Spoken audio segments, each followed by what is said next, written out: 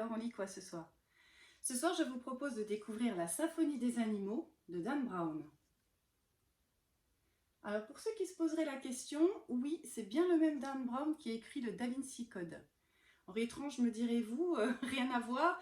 Ben si, en fait vous allez voir, il y a quelques petites subtilités qui nous font penser au Da Vinci Code. Pourquoi un livre pour enfants? On l'apprend directement à la fin du livre. L'auteur, il y a une petite explication de l'auteur. Voilà, où on le voit d'ailleurs, en train de jouer de la musique. Donc vous avez compris, la Symphonie des animaux, hein, c'est un livre qui va traiter de la musique. Et on apprend dans cette petite biographie écrite par l'auteur que ses parents étaient professeurs de musique et qu'il a appris, avant d'écrire des livres, à jouer de la musique et à en faire.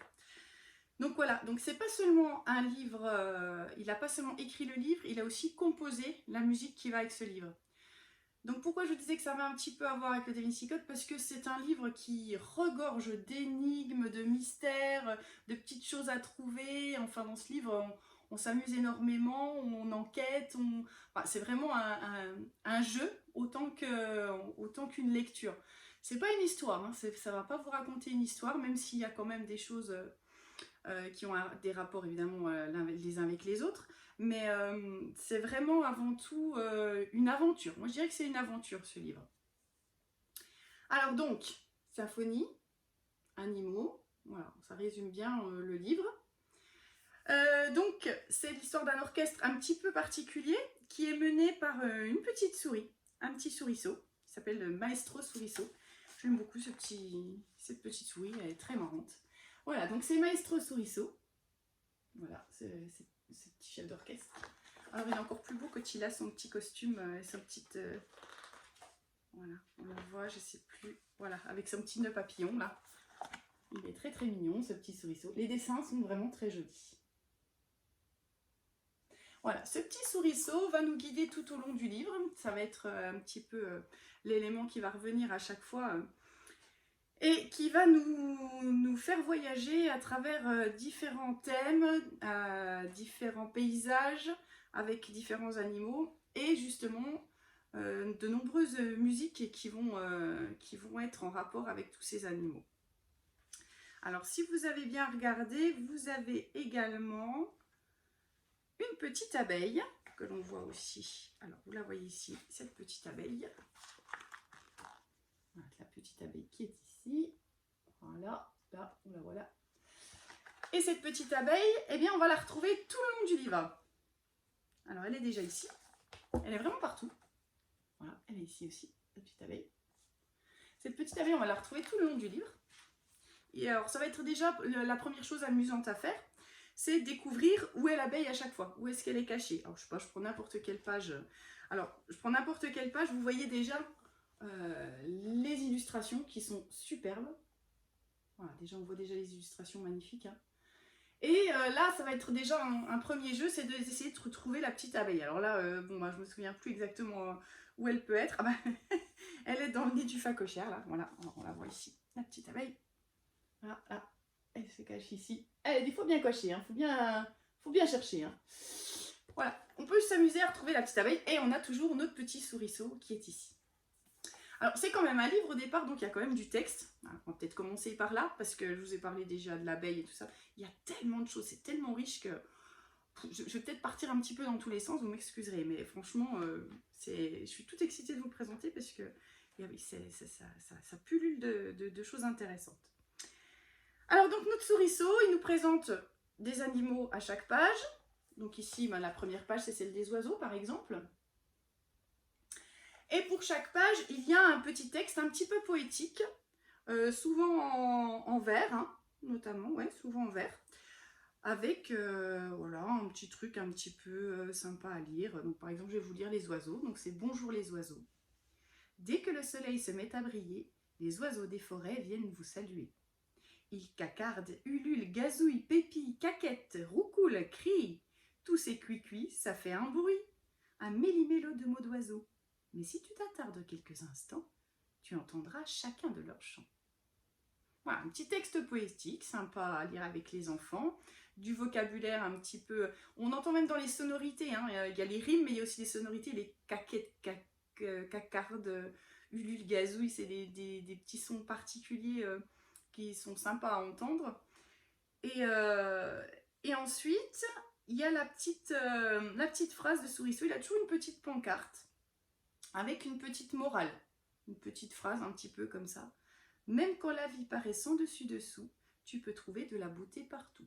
Voilà, ça c'est la petite phrase qui va avec cette page. Et vous allez trouver la même chose dans chaque page. Alors, je peux en prendre une autre au hasard. Je vais prendre... j'aime bien les poissons, là, ils sont jolis là. Alors par exemple, c'est la baleine là. Merveilleuse baleine. La créature la plus géante n'est pas poilue ou bien méchante. Elle est lisse et douce et bleue et gentille. Longue et calme et amicale aussi. 30 mètres de la tête à la queue. Tu l'as deviné, c'est la baleine bleue. La baleine peut faire une chose incroyable. Sous l'eau, elle fredonne des chansons. En fait, elle discute avec ses copains nageoires et elle leur raconte de belles histoires. Sa voix résonne très loin, jusqu'à 300 km au moins. Alors, si jamais il t'arrive de nager et d'oser plonger la tête sous l'eau, tu entendras peut-être quelqu'un chanter, une baleine qui t'invite à fredonner. Je vous montre le joli dessin là, les illustrations. Alors, est-ce que vous avez trouvé l'abeille? Où elle se cache? Elle est dans une bulle. Elle a une petite bulle là, parce qu'il faut qu'elle respire sous l'eau. Donc là, voilà la petite abeille là.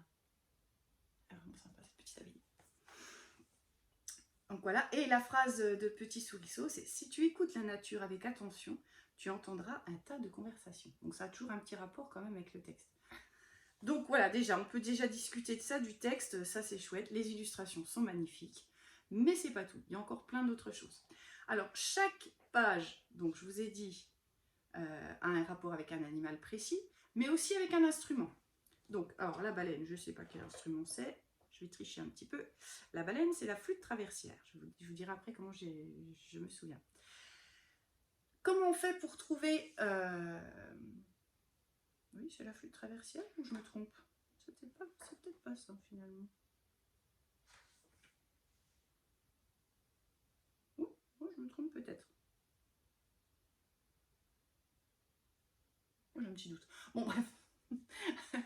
Voilà, bref. Donc, comment on fait pour trouver, justement? Parce que c'est pas si simple que ça. C'est du Dan Brown, donc il y a des énigmes. Pour trouver le nom de l'instrument que l'on va entendre, parce qu'on va entendre aussi de la musique après, ça revient après, il va falloir trouver des lettres dans l'image. Alors, si vous faites bien attention, c'est pour ça que je vous dis que je me suis peut-être trompée, parce que les lettres ne correspondent pas à ce que j'ai trouvé. Donc, par exemple, ici, dans les bulles, vous avez ici un A. Voilà, j'ai trouvé un A ici. On a un E ici. Ah, souvent, elles sont bien cachées. Il faut vraiment chercher. Qu'est-ce qu'on a encore? Donc, un A, un E. On a un B ici. Là, ça, c'est facile. Elles sont à peu près toutes dans les bulles. Mais des fois, il y en a qui sont vraiment bien cachées. Des fois, il faut chercher. Ah oui, regardez, par exemple, le M qui est ici. Hop. Voilà, etc. Donc, on va chercher toutes les lettres et puis on va essayer de trouver quel instrument correspond. Donc là, a priori, c'est les cymbales, si je ne me trompe pas. Voilà, ça doit être ça, ça doit être les cymbales. Je ne trouve pas le Y, mais peu importe, c'est pas grave, vous le chercherez vous à la maison si vous procurez le livre. Donc voilà, ça doit être les cymbales, a priori. Et puis, normalement, quand on tourne la page, c'est pour ça que je vous dis, je ne comprends pas trop, parce que là, je vois une flûte traversière. Donc, j'ai peut-être loupé une page, non. Et a priori, quand on tourne la page, eh bien, normalement, on retrouve l'instrument qui est caché aussi dans l'image. Alors là, je ne comprends pas, parce que justement, je vois une flûte traversière. Donc, je n'ai pas compris. Donc, je ne sais pas. J'ai un petit truc qui m'échappe, là. Bon, par exemple, ici, on va faire plus simple, ici, vous avez à découvrir le mot tuba avec toutes les lettres. C'est le coin des sangliers qu'on a vu tout à l'heure. On réussit à trouver le mot tuba. Alors, vous avez le B qui est ici, par exemple. Je ne vais pas vous faire toutes les lettres, bref. Et si je tourne la page, je vois l'animal de la page précédente et l'instrument aussi de la page précédente. Oui, c'est complexe. Il y a déjà de la recherche quand même. Donc voilà, donc vous avez plein de choses à faire. D'abord, chercher la petite abeille. Ensuite, chercher l'instrument, le reconnaître auditivement. Chercher les lettres pour retrouver son nom.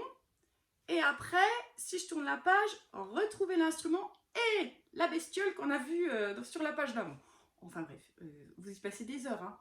Des heures, hein. C'est bon, une page, ça vous fait une soirée. Vous pouvez y passer, je ne sais plus combien il y a d'animaux, mais il y en a quand même un certain nombre. Donc, c'est un bon investissement. Vous pouvez faire quelques soirées avec ce livre-là.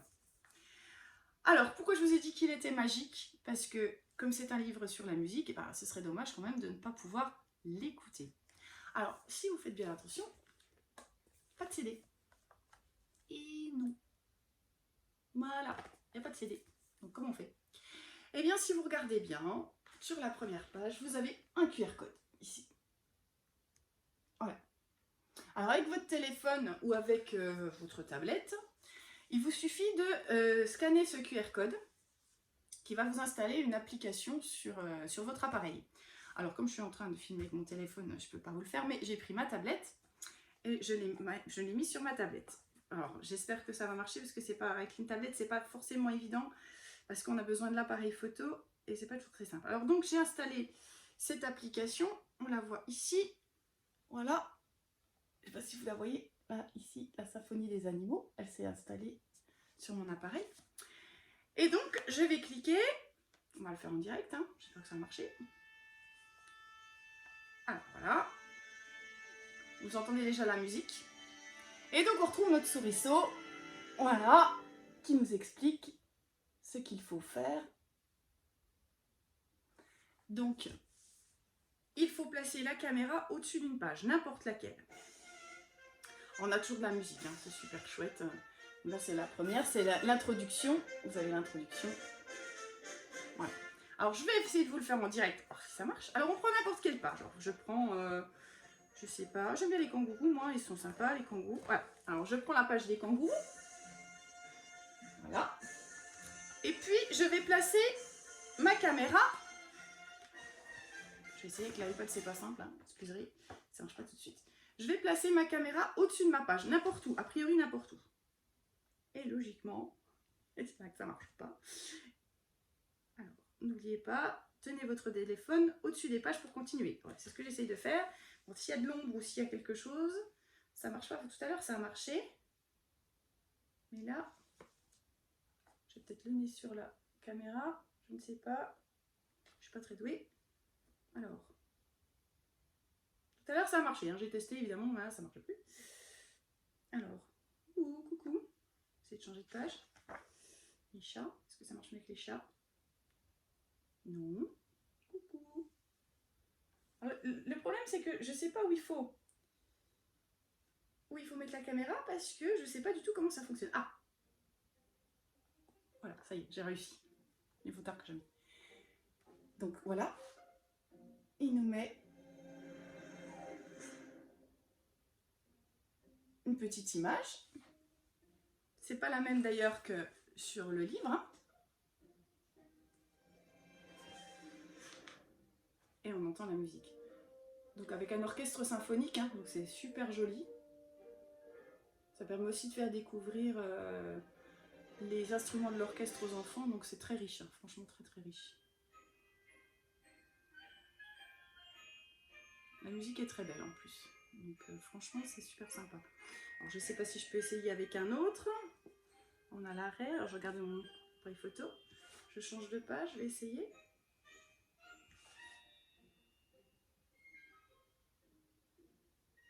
Faut avoir de la patience. Ça marche mieux avec un téléphone. Hein. Moi j'ai fait avec ma tablette, mais ça ne fonctionne pas. Ah, ça y est.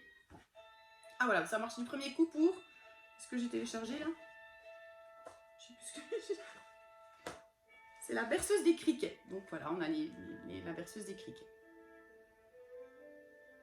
Très jolie celle-ci.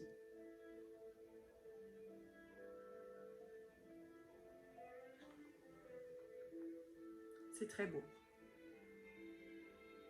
Enfin voilà, même si de toute façon, même si ça ne marche pas, vous avez quand même la possibilité de faire défiler et de faire quand même, d'écouter quand même si vous n'arrivez pas à prendre en photo sur le livre.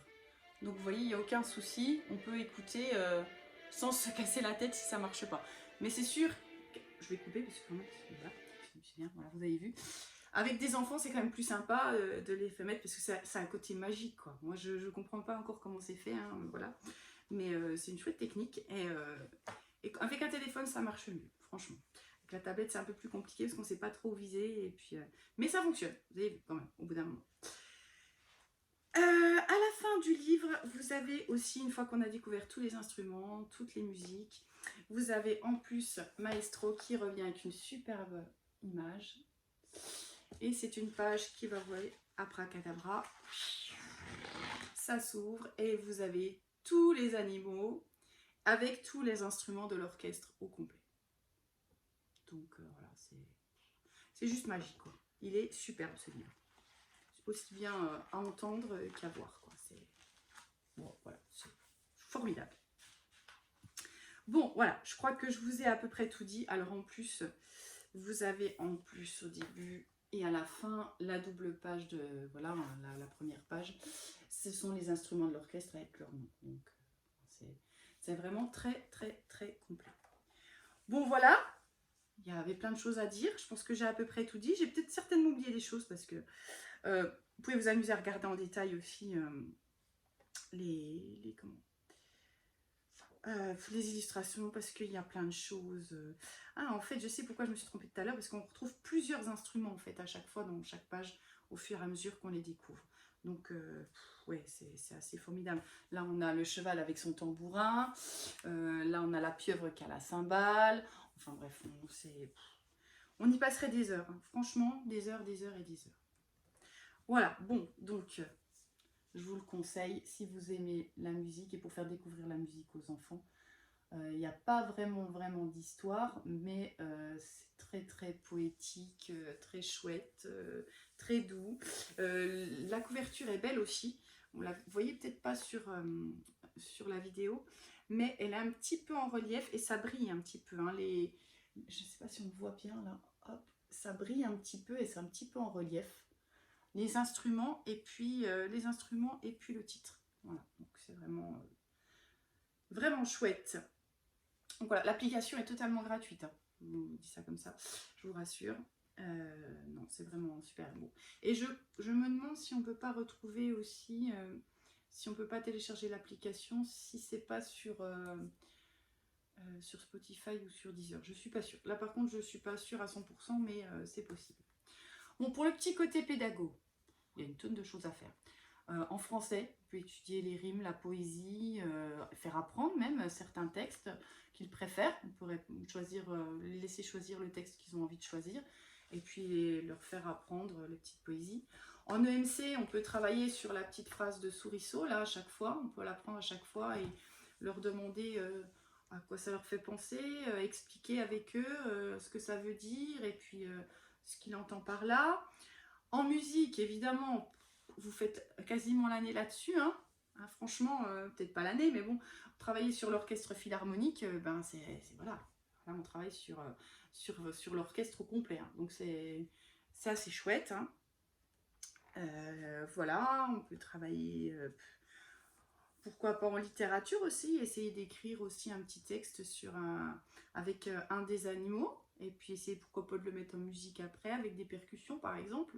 Parce qu'on n'a pas souvent des instruments de musique dont on sait jouer en classe, mais on pourrait quand même essayer avec des percussions par exemple, pourquoi pas.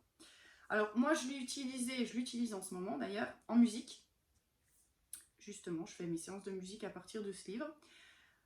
Donc je leur fais écouter d'abord la musique sans leur donner le nom de l'animal, ni l'instrument d'ailleurs.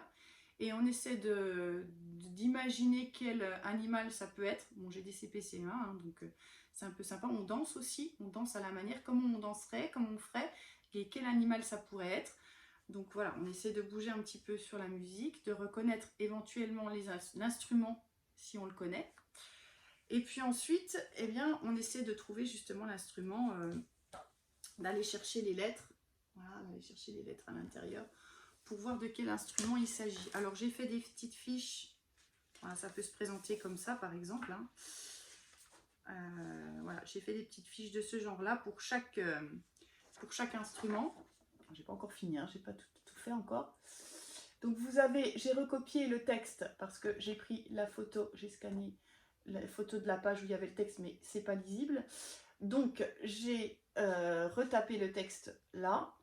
J'ai pris un dessin de l'instrument pour qu'il puisse le colorier aussi éventuellement. Un dessin de l'instrument, les lettres qu'on va mettre ici dans le désordre et on va essayer de retrouver le nom de l'instrument en les mettant dans l'ordre. On recopie ici la petite phrase de Souriceau qui est ici. Et puis là, une fois qu'on a le nom de l'instrument, on essaie de trouver sa famille. Donc si c'est les vents, les cordes, les percussions. Et puis si c'est les vents, on essaie de voir si c'est la famille des bois ou des cuivres. On découvre ça au fur et à mesure. Voilà. Et puis là, ben, le petit côté aussi, hop, j'aime moyennement, j'aime pas du tout. On a le droit aussi de donner son avis et d'aimer et de pas aimer. C'est important aussi de développer l'esprit critique de nos petits loulous. Voilà, et puis la première page que j'ai faite, avec la première page de présentation où on présente Souriceau et puis le livre, et voilà. Donc voilà, j'ai fait ça pour tous les instruments, hein. Voilà, j'ai commencé pour les kangourous, pour les oiseaux, donc je vais continuer à faire ce travail-là pour cette année. Si éventuellement ça intéresse quelqu'un, il n'y a aucun souci, envoyez-moi un petit message, je vous partage avec plaisir ce travail si ça vous intéresse ou si vous voulez le modifier, il n'y a aucun souci, chacun fait en fonction de ses envies et de ses besoins. Bon voilà, ben, outre le côté pédago, eh ben, je vous conseille vraiment ce livre, ça c'est génial pour aller se coucher le soir, un petit texte super joli et puis après eh ben, on s'endort en écoutant la musique, rien de mieux quoi. Parce qu'elles sont vraiment très douces et très douces, ça dépend qui. L'éléphant c'est peut-être un peu moins doux, mais donc vous découvrirez par vous-même. Ben voilà, et j'espère que ça vous aura donné envie de vous procurer ce livre. Cric, crac, mon histoire est terminée, vous pouvez vous déconnecter.